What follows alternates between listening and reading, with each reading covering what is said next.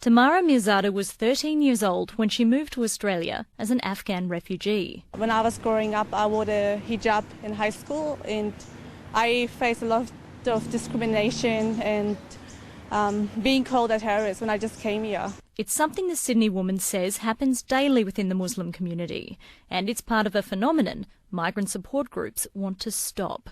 Katie Aitchison is Chief Executive of Youth Action, one of many groups making a submission to the government, calling for more support for migrant youth. And there's this idea that they're a criminal or have some connection to criminal behaviour or antisocial behaviour in any way, shape or form. And actually, white young males are more likely to be committing crime than that particular community. So we're not seeing the vilification happening across the cultures, it's just these particular communities, and we need to stop that. Apajok Biar is a youth ambassador for the Multicultural Youth of Australia network.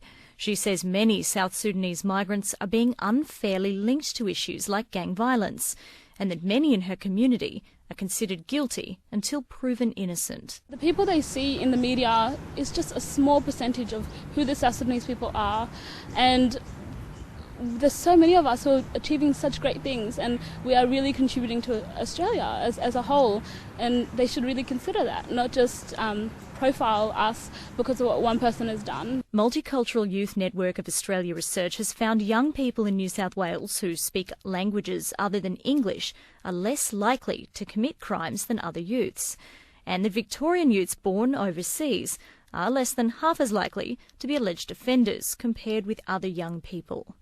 Orash Bordar arrived in Australia as an Iranian refugee in 2015.